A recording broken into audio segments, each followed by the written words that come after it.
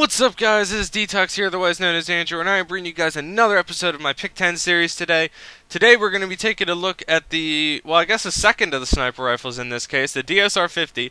And the reason why I'm not going to be doing the SVU first, as I previously said, is because, well, technically for two reasons. One, because I tried so hard to get an SVU gameplay for this episode for today, but I just couldn't. I got a few that I actually did like, but I didn't find them to be worthy enough for my Pick 10 series, so I felt why not move on to the DSR-50, where everybody pretty much uses it. It's pretty much the sniper rifle of choice for pretty much quickscopers and normal snipers alike, so I figured, why not just jump right into it? Why make people wait for something that they actually just want to hear immediately, rather than telling them about a gun that no one really uses?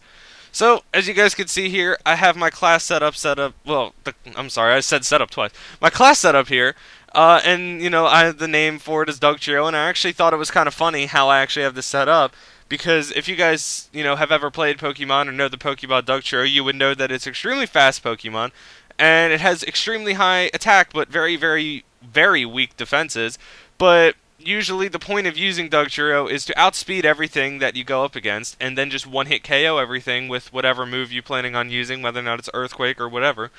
And that's kind of how the DSR-50 works for me, because since I am a quickscoper, I tend to be very quick, with my shots, hence quickscoping. So that, reflects DToxicz's speed, as well as the fact that DToxicz has such monstrous attack.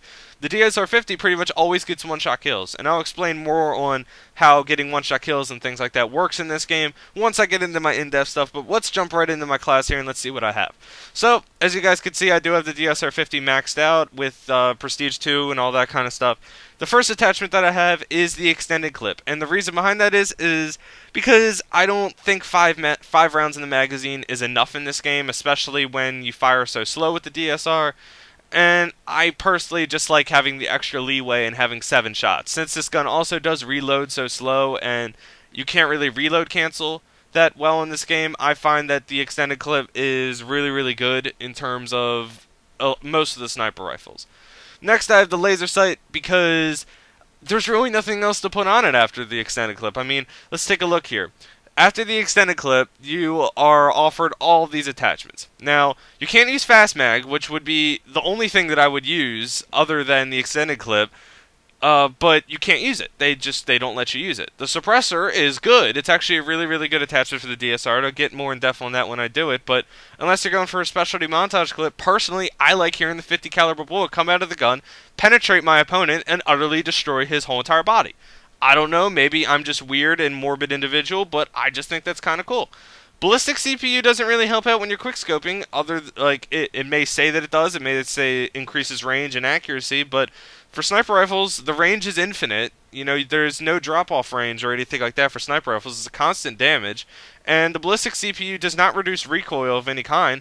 It just reduces idle sway, and the idle sway in this game is actually how much, if you guys aim down your sight and just stare at it for a while, you'll start to see that your scope will start to move.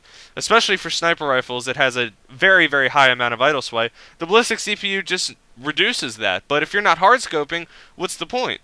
I mean, you're not holding down your sight long enough for the ballistic CPU to take effect, so there's no point. And, I mean, you have all your other zooms here, the variable, the ACOG, and the dual band, which are all cool in their own respect, but I prefer the normal scope. And then we have the dreaded FMJ that people keep saying, oh, FMJ increases damage because it says so right there, but it really doesn't, because if you actually read what it says, increased material penetration and damage against enemy score streaks.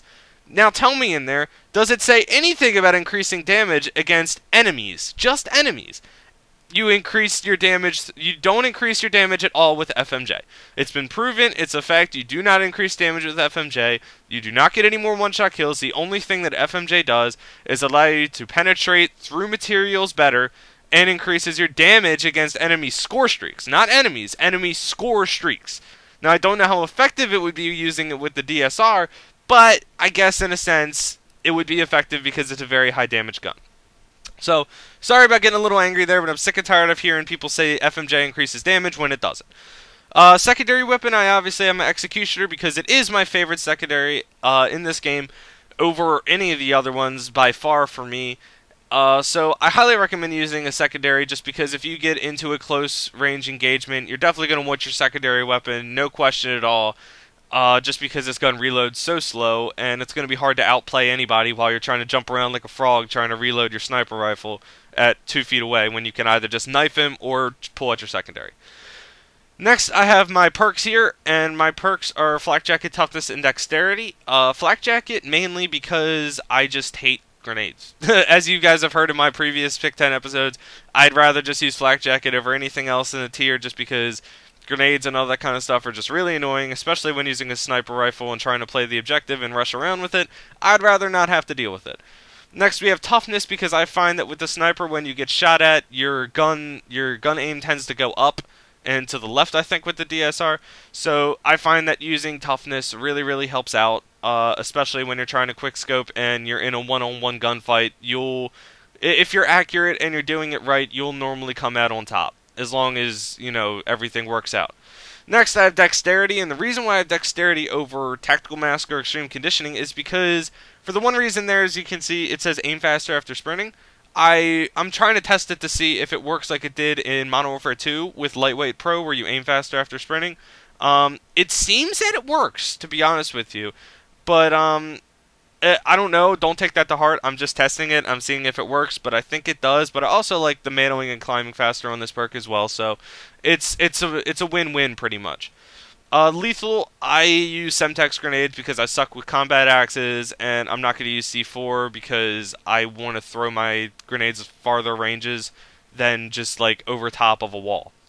Next, tactical grenades. I usually use a tactical insertion, but as you can see, I don't have it unlocked yet, so I'm just using concussions for right now, just because stunning people is always helpful, especially when sniping, because it slows them down, allows you to adjust your shot. So, I'm sorry that I kind of went on a lot during this one, but we're going to jump right into the gameplay here, and I'm going to explain a lot about the in-depth statistics on this gun and how I feel about it, so I'll see you guys in a second. Alright guys, now that we're in the gameplay here, just a quick note on it as usual. This is actually going to just be a highlight reel gameplay of a game I had on Standoff on Hardpoint. I'm using the same exact class setup as you guys saw during my normal class setup video, except that I'm using the Executioner with fast mags over, or not fast mags, what is it? Might be fast mags. Yeah, I guess fast mags. Instead of using a dual wield. Not a big difference, but I figured I'd note it anyway. So, let's actually jump into the in-depth details on this gun, and let's see what we're working with here. This is the highest damage sniper rifle in the game out of all 4 of them. It deals 98 damage a shot. Now, you guys are probably thinking to yourselves right now, Andrew, how in the world can I get one-shot kills with a gun when a player has 100 health in core modes, and this only has 98 damage? Well, that's actually pretty interesting, because the way that Call of Duty's worked with their sniper rifles, I believe since the beginning, is that they all have body multipliers to them. You remember how with the assault rifles, no, the SMGs that I did, the SMGs would sometimes have a headshot multiplier, which would allow you to get 1 less bullet a kill? Well, that's how it works with the snipers, except you have body multipliers all over the body rather than just the head, which actually allow you to get those 1-shot kills and 2-shot kills and things like that, and all that kind of stuff. So, I don't have a diagram. I wish I had a diagram to show you guys the actual like body of the player, and then give you guys the how many shots to kill it takes in that certain body part. But unfortunately, I'm not that good at Photoshop, and I wanted to try to see if I could find the one that Drifter used, and then cite him for it, because he had an amazing diagram, but I could not find it, and I could not contact him fast enough to see if I could grab that from him. But I will link his DSR-50 in-depth video down in the description so you guys can check that out if you guys want a visual rather than me explaining it. But this is basically how it works. This is where you're going to get one-shot kills in the body of a player in Call of Duty. You're going to get one-shot kills in the head, neck, upper chest, stomach, the waist and groin area, which is basically your lower stomach down to your testicle area, shoulders, and lower arms, surprisingly enough. The only places where you're going to get 2-shot kills is the legs. The legs are the only place where you're going to get a 2-shot kill with this gun. Sometimes in the arms, but it does get 1-shot kills, so I figured I'd just put it up there in the 1-shot kill category. But sometimes the arms are a little wonky when it comes to how they work with the damage, so sometimes they do get 2-shot kills. And then with the silencer, now this is really interesting with this gun. The silencer pretty much has no penalty, other than the fact that when you put a silencer on it, you get hit markers in the arms and the legs consistently. You get one-shot kills everywhere else. Everywhere else that I mentioned, except for the arms, are a one-shot kill with the silencer, which is really, really good. But personally, I like hearing that 50 caliber bullet come out of the barrel and punish anybody who's in my path, so I usually don't use a silencer on it.